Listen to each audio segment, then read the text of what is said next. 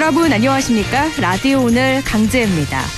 일본이 사도 광산을 유네스코 세계문화유산 등록 후보로 추천할 가능성이 높은 것으로 전해지면서 논란이 일고 있습니다. 사도 광산, 일제강점기 조선인 강제노역 현장이죠.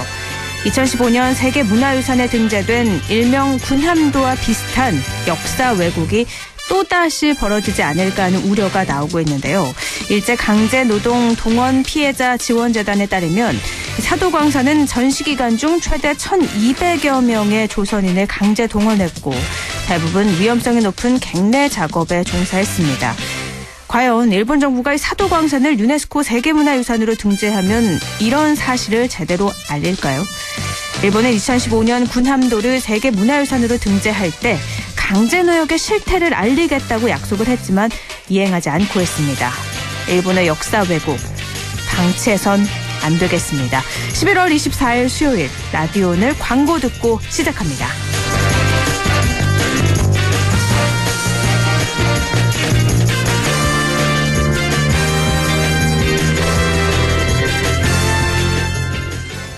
카드 단말기 안 가져왔다.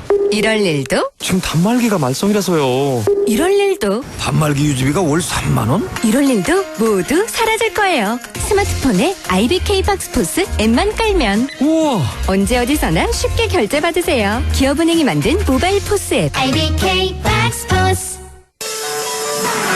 훌쩍훌쩍 알러지엔 간질 알러지엔 애취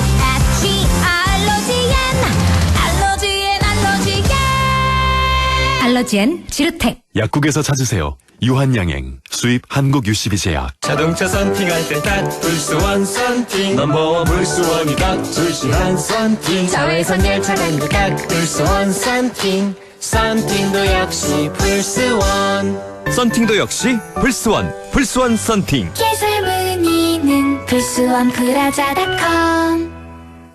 창업은 역시 크린토피아. 창업 그린토피아. 세상에서 제일 가는 빨래방 창업. 창업 그린토피아. 세상에서 제일 가는 빨래방 창업. 창업 그린토피아. 세상에서 제일 가는 빨래방 창업. 창업 문의 1577 4560. 알았어 DDF 알았어. 현금은 알았어 DDF 알았어. 생애 주기별 은퇴 시점에 맞춰 알아서 투자해주는 연금펀드 한국투자 TDF 알아서. 한국투자 신탁운용 펀드보스 등 별도 발생 원금 손실에 유의하시고 투자 전 상품 설명서 및 약관을 꼭 확인하세요. 내 차는 소중하니까 유리막 코팅도 한번 입혀주고 새 차는 디테일링 세차만, 그리고 아에르 프리미엄 에어컨 필터까지 극초미세먼지와 유해가스 저감에 항균 기능까지. 내 차는 공기도 달라야 한다. 내가 선택한 프리미엄 아에르 에어컨 필터. 11월 24일 수요일 라디오 오늘입니다. 1부는요. 새로운 시각으로 지역의 문제 함께 생각해보는 허승규의 청년생각, 안동 청년공감 네트워크 허승규 대표와 함께합니다. 또 2부 이슈 오늘에선 대구 경북 기초의원 절반이 집행부 견제 질문이 하나도 없다. 충격적인 사실이죠. 이런 분석 결과를 발표한 곳입니다. 대구 의정참여센터 백경록 운영위원장 연결해서 자세한 이야기 나눠보도록 하겠습니다. 끝으로 인사이트K 배종찬 연구소장과 함께 설문조사의 결과를 갖고 우리 사회 분석해보는 시간, 배종찬의 리서치 오늘 이어집니다. 라디오 오늘 생방송 놓치신 분들은요. 안동 MBC 플러스 유튜브로도 다시 들으실 수 있습니다.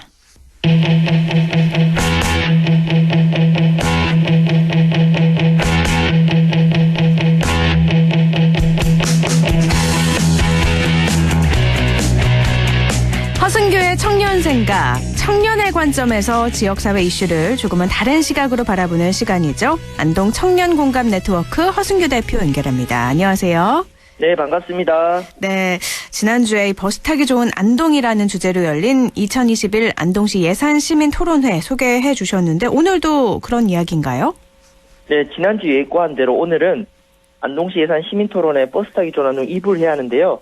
어제 한국 현대사의 중요한 인물 사망 소식이 들려와서 긴급히 새로운 주제 준비했습니다. 아, 그러면 안동형 청소년 교통복지 정책 버스 공영제는 다음 주에 말씀을 해주시는 거군요. 네, 그래서 알겠습니다. 오늘은 어저께 1980년대 대한민국 대통령을 역임한 전두환 씨가 사망했습니다. 역사적으로 논란이 많았던 인물의 죽음과 함께 우리 경북 북부 시민들이 기억해야 할 이야기를 드리고자 합니다.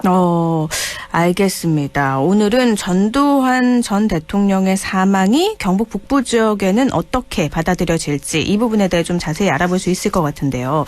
어제 오늘 정치권에서도 조문 여부 또 국가장 여부를 두고 참 논란이 많았죠. 네, 보통의 전직 대통령이면요, 그 대통령의 공가를 떠나서 죽음 자체는 여야 불문하고 국가적으로 예우를 갖추어 장례를 치릅니다. 그런데 전두환 씨는 그 79년 12.12 쿠데타로 집권한 문제가 있고 또 96년 내란죄 혐의로 구속되어 대통령으로서 예우가 박탈되기도 했고요. 네. 특히 1980년 광주에서 일어난 한국 현대사 비극에 대한 역사적 책임이 너무 커서 그 전두환 정권의 후신인 국민의힘도 조문을 가지 않았습니다. 윤석열 대선 후보도 조문을 가려고 했다가 다시 번복하기도 했습니다. 네, 그래서 또 논란이 되기도 했는데요. 이 고인에 대한 역사적 책임에서 가장 큰 부분은 아까도 말씀하셨지만 1980년 5.18 광주 민주화운동일 것 같아요. 사과를 할 기회조차 이제 없어져 버린 건데 역사적 책임 무겁죠. 오늘 제가 나누고픈 점은 광주의 아픔을 올바르게 이해하고 이에 대한 역사적 책임을 특히 우리 경북 북부에서 고민해야 한다는 건데요. 여전히 많은 지역민들은 광주를 다르게 이해하고 있고 대한민국에서 동시대를 살아가는 호남인들에 대한 이해가 부족합니다. 단순한 지역 갈등, 동서 갈등이 아닌 전두환으로 상징되는 현대사의 비극과 호남 차별을 제대로 이해하고 이를 극복하기 위한 또 대한민국 국민으로서 역할을 나누고자 합니다. 네, 사실 이슈가 많이 됐기 때문에 많은 분들이 알고 계시리라고 생각이 되지만 하지만 잘못되게 또 받아들이는 분들도 계셔서 오늘 이 기회를 통해서 정보 전달이 제대로 되면 좋겠는데요. 1980년 5월에 당시 신군부에 의해서 광주 시민들이 정말 많은 수의 사람들이 희생이 됐죠. 그때는 스마트폰도 없었고 언론 통제되던 그 시절이기 때문에 사실 대다수의 국민들은 한참 후에야 이 광주의 진실을 알게 된 거죠. 네, 80년 5월 광주가 아픈 것은 그런 비극 자체도 아픈 역사인데요. 실제 있었던 사실을 말하지 못했던 역사 때문에 더 아픈 것입니다. 그 79년 12.12 쿠데타 이후에 전국적인 민주화 열풍이 일어나거든요. 그래서 1979년 12월부터 1980년 5월 17일 비상계엄 확대 조치 전까지 시기를 서울의 봄이라고 합니다. 네. 그 시민들의 민주화 열풍이 높았던 시기였고 60년대, 70년대 오랜 기간 동안 유신체제를 거치면서 이제는 좀 더 자유롭고 평등한 어떤 대한민국이 오지 않을까라고 기대한 국민들에게 갑자기 쿠데타로 등장한 신군부에 대한 저항은 사실 좀 되게 자연스러운 흐름이었습니다.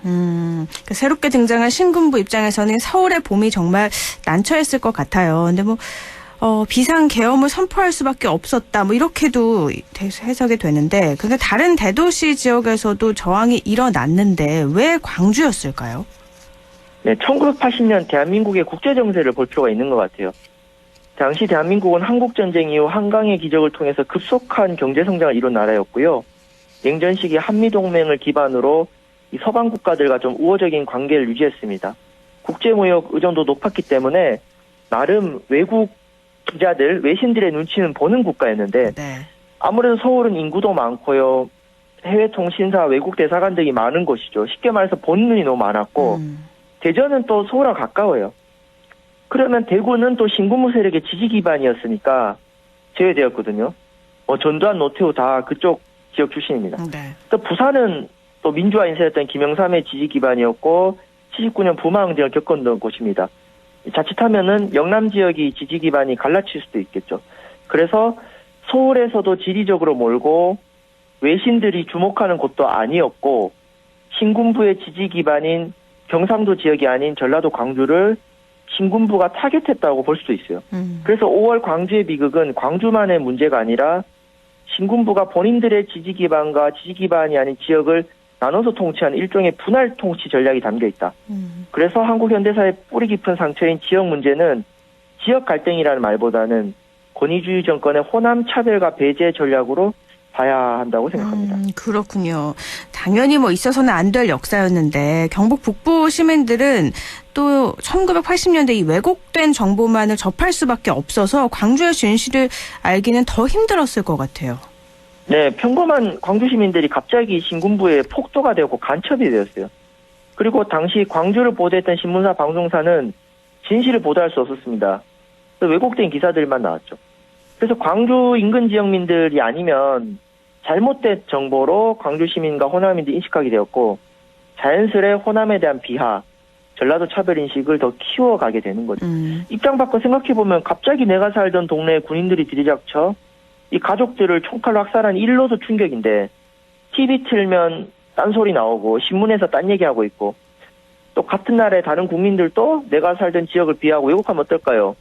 참 죽고 싶다는 생각도 들겠죠.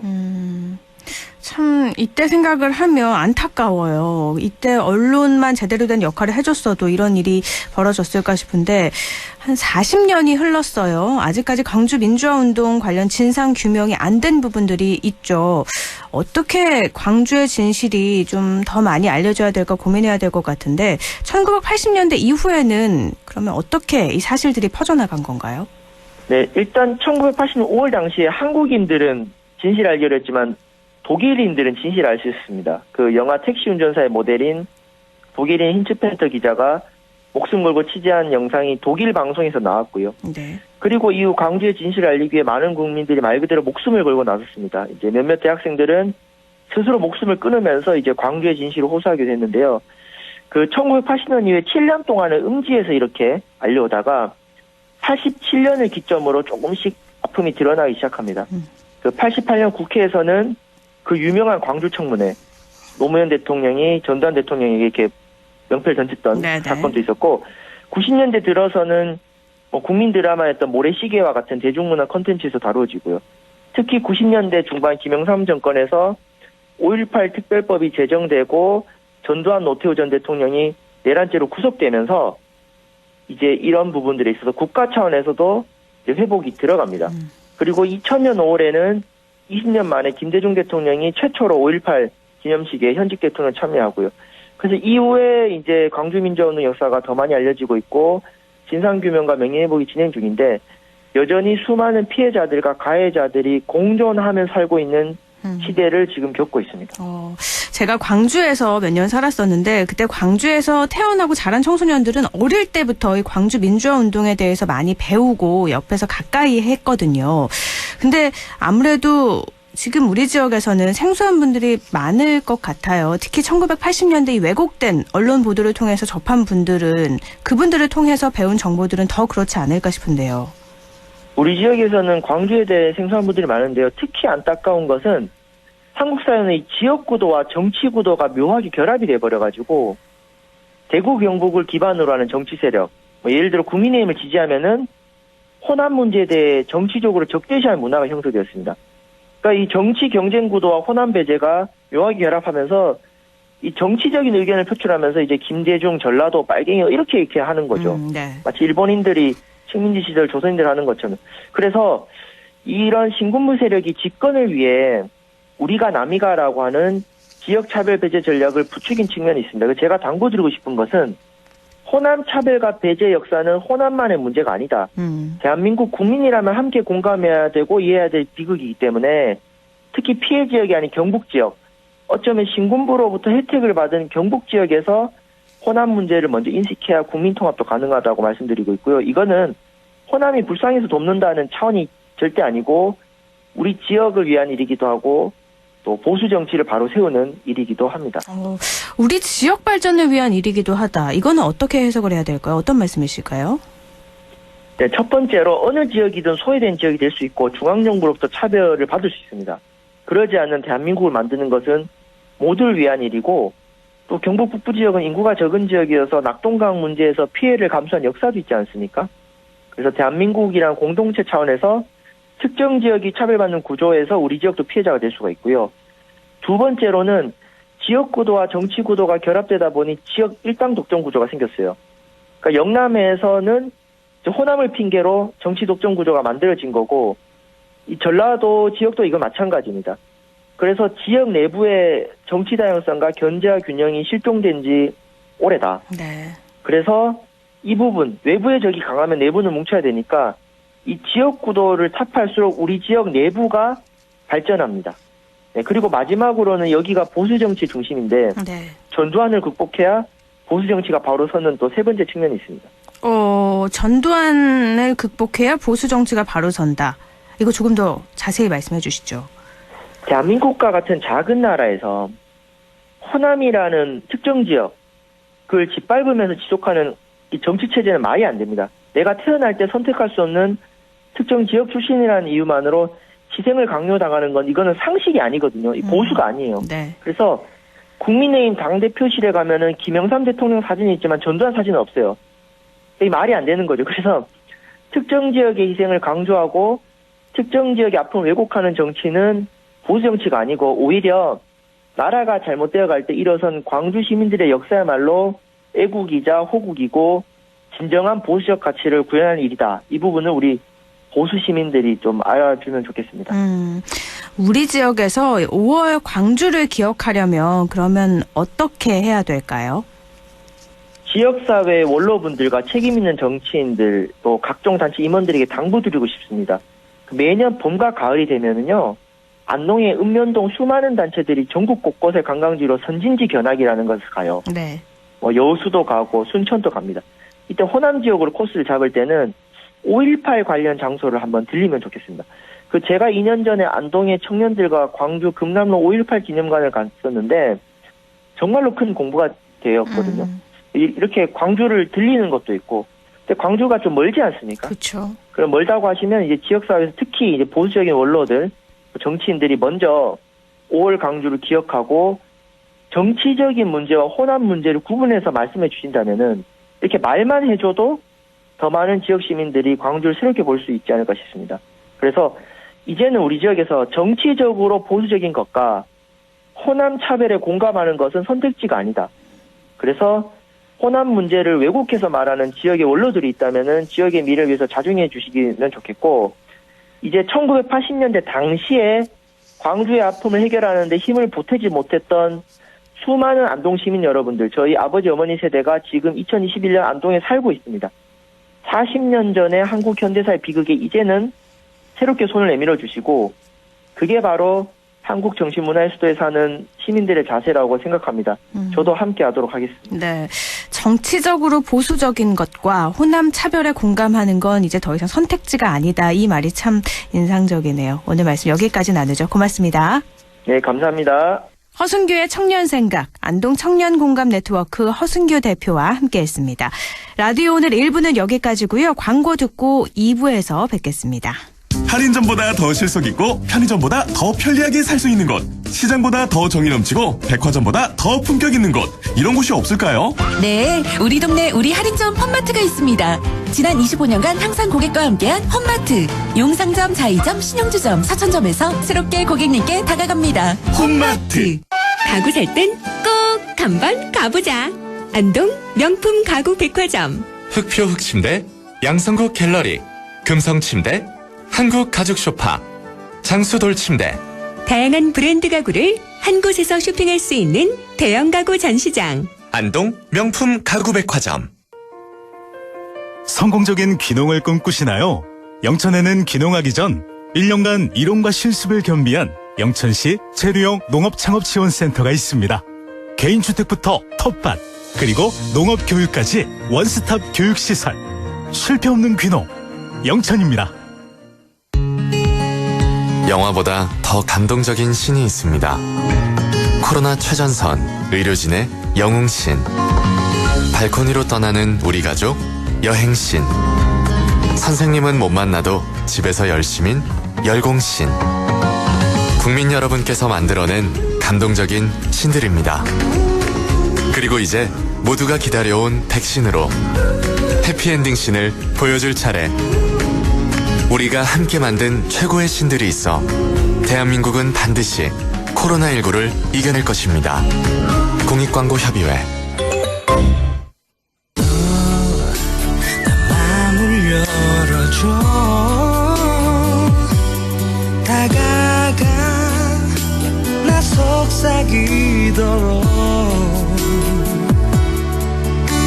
언제나 내 생각으로 행복해야 해요.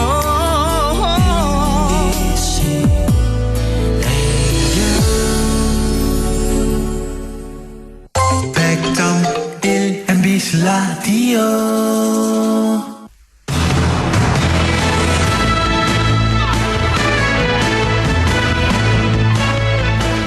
네, 라디오 오늘 2부 순서 이슈 오늘입니다. 의원들의 큰 역할 중에 하나가 행정부를 견제하고 감시하는 일이죠. 그러기 위해서 하나의 방편이 시정질의일 텐데요.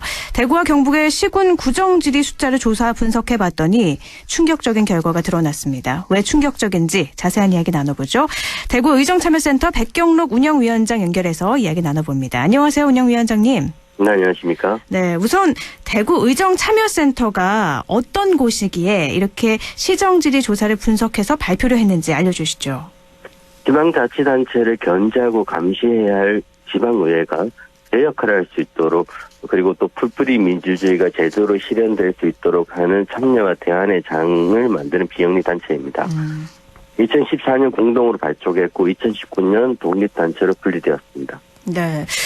대구 의정참여센터에서 대구와 경북 시군 구정 질의 숫자를 조사 분석해서 결과를 발표했는데 그 결과를 보니 당혹을 넘어서 조금 충격이에요. 네, 맞습니다. 참혹했는데요.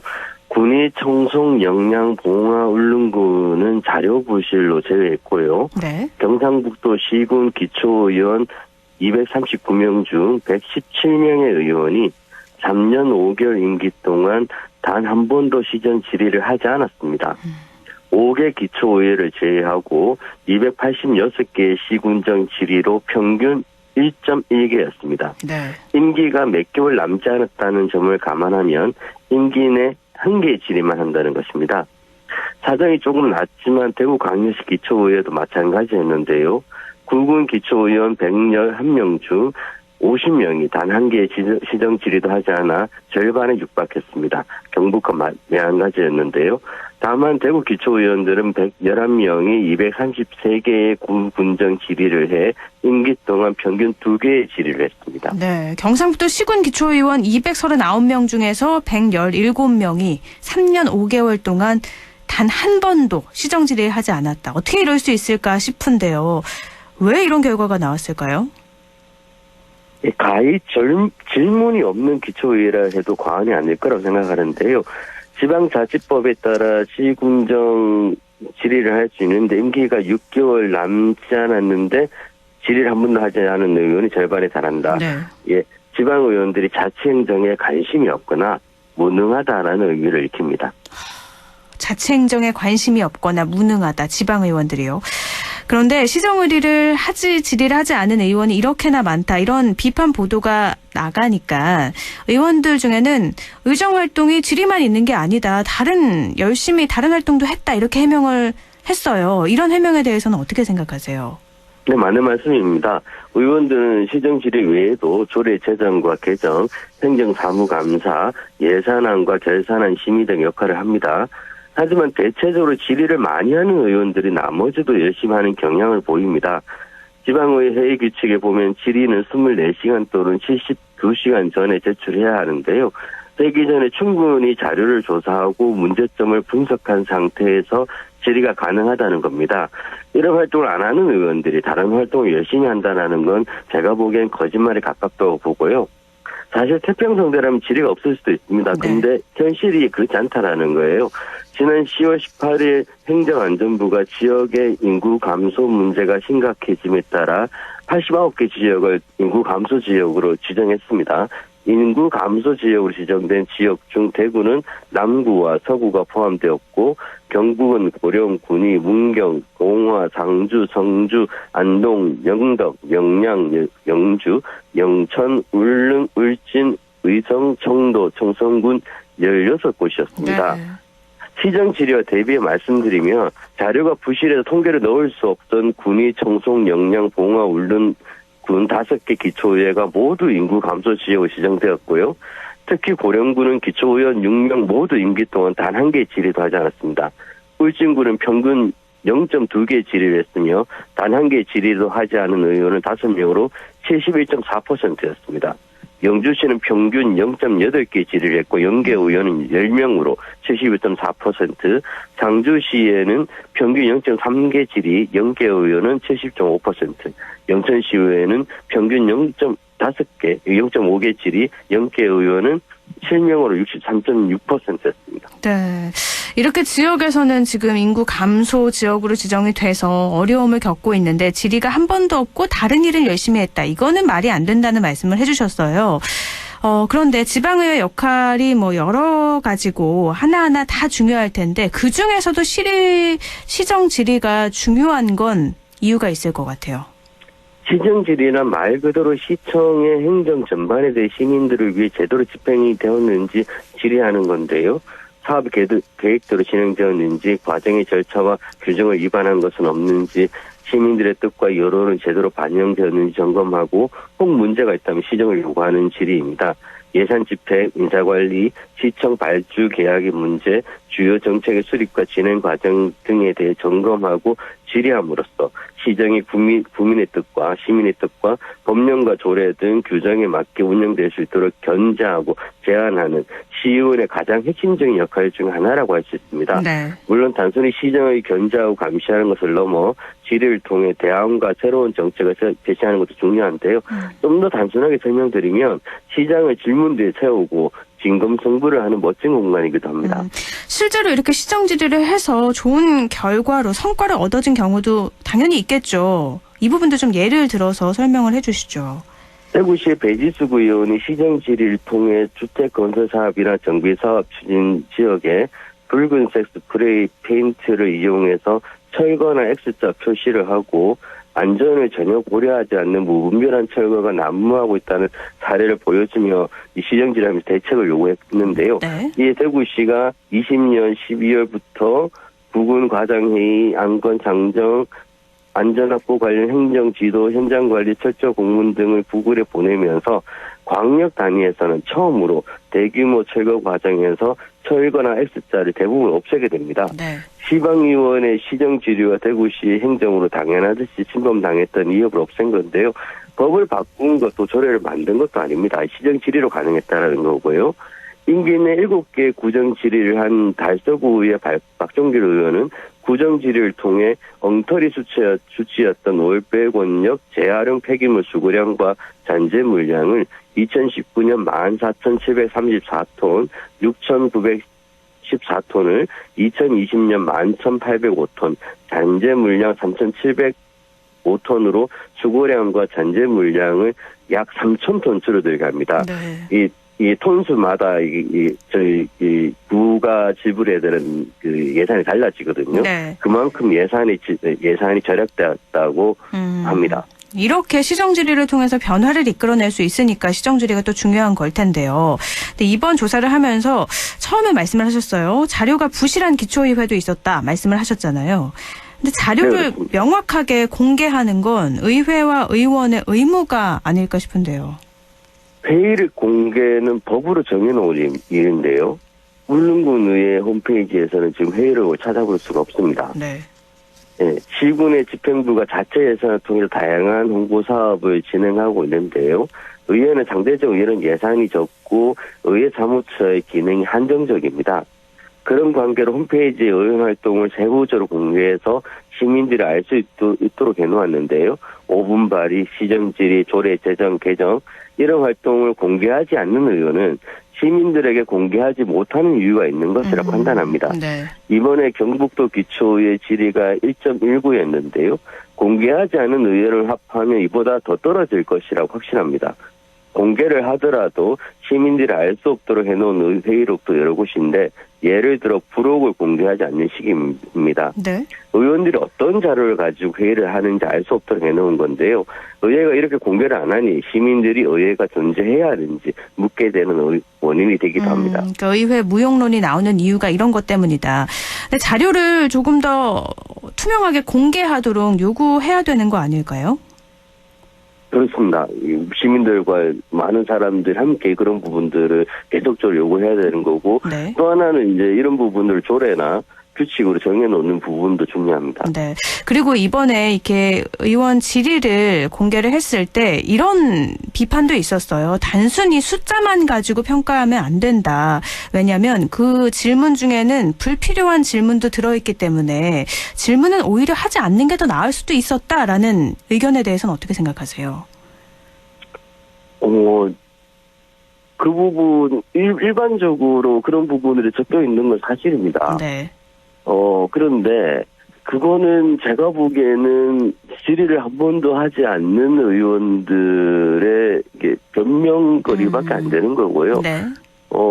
어떻게 보면은 시 집행부에 요구할 것들을 요구하고 질의를 통해서 대답을 이끌어내고 그런 능력이 없으니까 아예 안 한다. 이렇게밖에 볼 수 없을 것 같습니다. 네, 질이 떨어지는 질문이라도 이렇게 공개적으로 한다면 시민들의 평가를 받을 수 있는 거니까 질문은 해야 된다라는 말씀이신 것 같아요. 내년부터 개정 지방자치법이 시행이 되죠. 여러 가지 변화가 예상이 되는데 기초의회 어떻게 달라져야 될 거라고 생각하세요? 저희가 대구 시민 1000명을 대상으로 지난 6월에 여론조사를 했는데요. 현재 지방자치의 발전을 가로막는 가장 큰 문제는 무엇이라고 생각하십니까? 질문의 답이 지역에 문제가 생길 때마다 시민들이 계속 들어왔던 지방의 권한과 예산 부족을 1위로 뽑은 게 아니라 네. 단체장들의 자질과 역량 부족을 1위로 다음으로 지방의원들의 자질과 역량 부족을 2위로 뽑았습니다. 네. 이 두 개를 합하면 49.8% 절반인데요. 시민들의 절반이 결국 사람이 문제다, 사람이 우선이다 인식을 가지고 있습니다. 다음 이 선거부터는 사람부터 바꾸는 작업이 필요하지 않을까라고 생각합니다. 네, 이제 선거가 있으니까 이런 불만들을 고칠 수 있는 수단이 선거잖아요. 많은 분들이 선거에 가장 중요한 수단이라고. 네, 선거에 많은 관심 가져주시고요. 또 시민분들의 관심을 가지면 또 의원들과 지자체장도 더 열심히 일을 하게 되는 거니까 함께 이끌어내야 될 것 같습니다. 오늘 말씀 여기까지 나누죠. 고맙습니다. 네, 감사합니다. 대구 의정참여센터 백경록 운영위원장이었습니다. 라디오 오늘에서는 청취자 여러분의 참여를 기다리고 있습니다. 우리 지역에서 발생한 사건 사고 소식이나 함께 토론하고 싶은 내용을 안동 MBC 홈페이지 라디오 오늘 게시판에 올려주시기 바랍니다. 전화와 문자 참여도 하실 수 있습니다. 전화는 851국에 7191번, 문자는 샵 0913번으로 보내주시면 됩니다. 문자는 단문 50원, 장문 100원의 정보 이용료가 있습니다. 여러분의 많은 참여 바랍니다.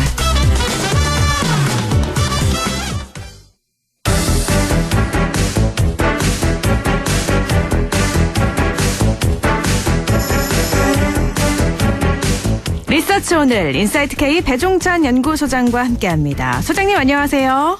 안녕하십니까, 배종찬입니다. 네, 오늘도 차기 대선 후보 지지율에 어떤 변화가 있는지 먼저 알아볼까요? 이제 4개월도 안 남았습니다. 날씨는 추워지는데 대선 경쟁은 더 치열해지고 있는데 대선 후보 지지율 조사 먼저 소개를 해드립니다. 한국사회여론연구소가 TBS 의뢰를 받아서 지난 19일, 20일 실시한 조사입니다. 누구에게 투표할지 물어봤는데 네. 자세한 사항은 중앙선거여론조사 심의위원회 홈페이지에서 확인 가능합니다. 윤석열 후보 40%, 이재명 후보 39.5%, 0.5% 포인트 차이입니다. 심상정 후보 4.5%, 안철수 후보 4%, 김동연 전 부총리 1.1%로 나타났습니다. 같은 조사 기간에 직전 조사에서는 13.2%포인트 윤석열 후보가 꽤 크게 앞서는 결과였는데 네. 이번 조사에서는 윤석열 후보, 이재명 후보의 차이가 급격히 줄어든 결과로 나타났습니다. 진짜 알 수가 없는 것 같아요. 이렇게 한 주가 지나갈수록 너무나도 격차가 확 좁혀졌다가 또 벌어졌다가 이러니까요. 네, 그만큼 또 변동성이 큰데 계속 또 추세를 어떤 변화가 있는지를 보는 것이 더 중요하겠죠. 비슷한 시기에 다른 조사 결과도 있죠. 네, 시기적으로는 아주 큰 차이는 아닌데 조금 차이가 있습니다. 22일, 23일 실시한 조사인데요. 리얼미터가 YTN의 의뢰로 차기 대선 후보 지지율 조사를 실시했습니다. 자세한 사항은 중앙선거여론조사 심의위원회 홈페이지에서 확인 가능합니다. 이 조사에서는 윤석열 후보 44.1%, 네. 이재명 후보 37%로 나타났습니다. 그러니까 윤석열 후보가 이재명 후보를 7.1%포인트 앞서는 결과로 나타났습니다. 그런데 이 조사에서도 YTN과 리얼미터 조사도 직전 조사보다는 윤석열 후보와 이재명 후보의 차이가 더 줄어든 결과로 나타났습니다. 그러니까 뭐 조사 결과는 계속 추세로 보시는 게 맞아요. 또는 한 조사만 또는 한 시점의 조사만 보실 게 아니라 이렇게 여러 개의 조사를 또 추세를 꾸준하게 보시는 게 중요한데 아직까지는 대체로 조금이든 조금 더 많이든 윤석열 후보가 앞서고 있는 결과인데 그래도 그 격차는 2주 전, 3주 전. 그러니까 윤석열 후보가 되고 난 이후에 최종 후보가 되고 난 이후에 컨벤션 효과로 지지율이 올라갔을 때보다는 줄어든 결과, 추세로 나타나고 있습니다. 그러니까 워낙에 선거 여론조사가 많이 지금 이루어지고 있고 결과도 다 다르기 때문에 수치보다는 추세로 이렇게 쭉 살펴봐야 된다는 말씀이신 거죠? 그럼요. 또 우리 또 안동 애청자분들은 아이고 뭐야 이게 여론조사가 뭐 스카이 콩콩이야 어쩌고 이렇게 또 뭐 조작이냐 이렇게 여러 가지로 또 머리가 아프다 이렇게 하시는 분들도 있을 텐데 걱정하실 필요가 없습니다. 바로 우리 안동 MBC 우리 코너가 있기 때문에 네, 쉽게 또 추세를 정확하고 또 공정하게 설명드릴 테니까요. 아무 걱정 마시고 우리 방송만 들으시면 됩니다. 맞습니다. 매주 이렇게 여론조사가 어떻게 이루어지고 있고 결과를 또 어떻게 분석해야 되는지 저희가 매주 전해드리고 있으니까요. 참고하시면 좋을 것 같습니다. 또 이 차기 대선을 어떻게 바라보는지 이것도 중요한데 이 부분에 대해서도 여론조사가 이루어졌죠? 네, 이게 중요합니다. 그러니까 조금 추세가 줄어들고 있다는 것은 결국 선거는 구도, 이슈, 후보거든요. 그러니까 후보는 비슷해 보일 수가 있습니다. 근데 더 크게 선거에 영향을 미치는 것은 정권 유지냐, 정권 교체냐. 이게 바로 이제 구도인데 이 조사 결과가 좁혀지게 되면은 윤석열, 이재명 후보의 지지율도 더 좁혀지게 되고요. 이 차이가 정권 교체 여론 쪽으로 더 벌어지게 되면 그만큼 두 후보 간의 결과도 차이가 날 수밖에 없는데 아직까지는 정권 교체 여론이 더 높습니다. 그런데 이전과 비교를 해보면 정권 유지냐, 정권 교체냐의 차이가 조금씩 또 좁혀지고 있습니다. 그만큼 이 대선의 향방이라고 하는 것은 계속해서 변하는 것이거든요. 그런 만큼 아직까지는 윤석열 후보의 지지율이 높은 가장 큰 이유는 정권 교체 여론이 높기 때문에 하지만 정권 유지, 민주당의 이재명이 아니라 이재명의 민주당이다. 그러니까 구도나 이슈가 아닌 후보 쪽으로 선거의 판을 끌고 오자는 것이 이제 이재명 후보의 전략으로 보였는데 앞으로도 우리 애청자분들께서 눈여겨 들으셔야 되는 부분, 귀 열고 또 눈여겨 보셔야 될 부분은 바로 정권 유지, 정권 교체 여론 어느 쪽이 더 높아지냐, 또 그 차이가 얼마나 되느냐에 주목해 볼 필요가 있겠습니다. 정권 유지 쪽이냐, 정권 교체 쪽이냐. 그러니까 선거에서 구도, 이슈, 후보가 가장 중요하다고 말씀을 하셨는데 그 중에서도 구도가 더 특별히 중요하다는 말씀이신 건가요? 그러니까요. 선거를 보실 때, 이거 여론조사 어떻게 나온 거야? 궁금하실 텐데 지금 대선을 보실 때는 구도, 유지냐, 교체냐 이 여론이 가장 중요하다라는 것을 책에서 보시면은 나도 배 소장만큼 여론조사 분석할 수 있겠는데 일주일만 우리 방송도 일주일만 가지고 안 되겠죠. 한 달만 우리 방송 들으시면 배 소장만큼 분석 전망 가능하십니다. 맞습니다. 정당 지지율은 어떻게 나왔는지 이것도 좀 짚어주시죠. 네, 이번 조사에서 리얼미터의 정당 지지율인데요. 정당 지지율은 국민의힘이 더불어민주당보다는 좀 높게 나타났습니다. 이 국민의힘이 37%, 더불어민주당이 33%로 나타나서 국민의힘이 그래도 더불어민주당보다는 좀 높게 나타났는데 이것도 역시 마찬가지로 이 정권교체 여론이 조금이라도 더 높은 것에 영향을 또 받았다고 봐야 되겠죠. 알겠습니다. 정권 유지, 정권 교체 여론과 관련이 있는 것 중에 하나가 또 대통령 지지율이잖아요. 네. 이건 어떻게 나왔죠? 그럼요. 대통령 지지율도 지금 중요한데 정당 지지도는 국민의힘이 37.8% 정확하게는 민주당이 33.3%를 기록한 것처럼 대통령의 긍정평가가 이 정권 유지 여론하고 비슷하고 대통령에 대한 부정평가가 정권 교체 여론하고 비슷하거든요. 그만큼 지금 대통령의 지지율은 대체적으로 발표되는 여론조사를 망라해보면 한 30% 후반에서 한 40% 초반대로 나오고 있고요. 부정평가는 50%대 중후반으로 나오고 있으니까 이게 지금 현재 이 정권 유지냐, 정권 교체냐, 이 대선의 구도와 가장 큰 연관이 되어 있는데 문재인 대통령은 역대 다른 대통령보다는 지지율 높습니다. 지금 뭐 올해 들어서 노태우 또 전두환 전 대통령이 운명을 달리했지만 지금 문재인 대통령의 경우에는 역대 87년도 직선제 개헌 이후에 다른 대통령보다는 지지율이 높지만 그럼에도 불구하고 이 부정평가가 더 높다는 것이 이것이 이제 정권 교체 여론이 높아진 이유인데 막바지까지 또 대선 선거일까지 3월 9일까지 문재인 대통령의 지지율이 어느 정도가 되느냐 40% 이상이 되느냐 또는 30% 후반 정도로 내려오느냐도 선거에 많은 영향을 줄 것으로 보입니다. 이 지지율은 역대 대통령에 비해서 높지만 부정평가도 높다 말씀을 하셨어요. 네. 이거는 좀 어떻게 해석을 해야 될까요? 그러니까요. 문 대통령 지지율이 높다 하더라도 우리가 이 대통령의 지지율과 관련해서는 이런 이야기를 하거든요. 아무리 노력을 해도 임기 막바지가 되면 은행에 계좌에서 돈이 나가듯이 빠져나간다. 지지율이 계속해서 부정평가가 높아진다. 우리도 그렇지 않습니까? 아니 쓴 돈이 없는데 은행에만 가면 왜 이렇게 잔고에 돈이 없어? 왜 자꾸 빠져나가? 이런 얘기를 하는 것처럼 네. 청와대에서 일해본 분들의 이야기를 들어보면 참 답답하다고 그래요. 왜냐하면 임기 5년차가 되면 그냥 뭐 대통령은 뭐 임기 뭐 성과가 있었느냐 또는 그 부정적인 평가가 이렇게 더 비등해질 수밖에 없는 상황인데 그럼에도 불구하고 긍정평가를 어느 정도 수준으로 유지하느냐. 역대 대통령을 보면 적어도 30%대 후반 정도를 기록한 현직 대통령은 정권 재창출이 이루어졌고 그렇지 못한 대통령은 정권 교체가 됐었거든요. 네. 그런 만큼 부정평가가 높다 하더라도 이것과는 별개로 긍정평가를 얼마만큼이나 유지하느냐가 더 중요할 것으로 보입니다. 알겠습니다. 일자리 창출, 서민경제 활성화를 어떤 후보가 잘할지 묻는 질문도 있었죠.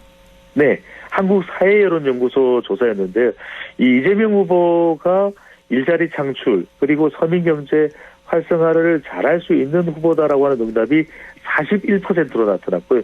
윤석열 후보가 34.3%, 안철수 5.7%, 심상정 5% 순서로 나타났는데 어느 후보가 일자리 창출, 서민경제 활성화 조금 더 높으냐 이것보다도 더 중요한 것은 결국 유권자들 특히 유권자 중에서 이번 대선에서 가장 결정적인 유권자 누구라고 했습니까? 20대, 30대. M여중, 그렇죠. 네네. M여중. 네. MZ세대 여성, 중도층이 중요한데 이들이 가장 귀 기울이고 눈여겨보는 것은 일자리 창출이나 민생이거든요. 네. 바로 이 부분을 누가 잘하느냐. 앞으로 이 경쟁은 대선 막판까지도 이어질 수밖에 없습니다. 그런 만큼 지금 이야기되고 있는 선대위를 어떻게 꾸미느냐. 이재명 후보는 이재명 후보를 부각되게 하는 선대위를 만들 수 있으냐. 또는 윤석열 후보는 김종인 전 비대위원장을 영입하느냐. 잘 영입하지 못하느냐. 이런 것까지 망라해서 더 중요한 것은 결국 유권자는 뭡니까? M여중 유권자들은 특히 민생. 네. 민생을 잘 챙길 수 있는 후보가 누구냐에 따라서 평가는 갈릴 것으로 보입니다. 끝으로 하나만 더 여쭤볼게요. 전두환 전 대통령이 사망을 했기 때문에 지금 뭐 조문과 함께 여러 가지 국가장 논란이 계속되고 있잖아요. 이런 것들도 다음 주 여론조사에 좀 반영이 될까요? 그렇습니다. 이게 과연 특히 이제 후보들이겠죠. 후보들이 어떤 입장을 취하느냐인데 이재명 후보는 조문도 없다, 사과나 반성도 없는 전두환 씨를 규탄한다 이렇게 표현을 하고 있고 네. 또 윤석열 후보의 경우에는 전두환 전 대통령 조문하겠다고 그랬다가 또 결정을 번복했거든요. 네. 과연 각 정당별로 전두환 전 대통령에 대한 어떤 입장을 표명하느냐에 따라서 정당 지지율도 그렇고 대선 후보의 지지율도 아주 큰 영향은 아니겠죠. 네. 미묘하지만 적게나마 조금씩이라도 전두환 전 대통령과 관련된 이슈도 이 차기 대권에 영향을 줄 것으로 보입니다. 네, 다음 주에 설문조사 결과도 어떻게 나오는지 다시 짚어보도록 하죠. 말씀 고맙습니다. 감사합니다. 지금까지 리서치 오늘 인사이트 K 배종찬 연구소장이었습니다.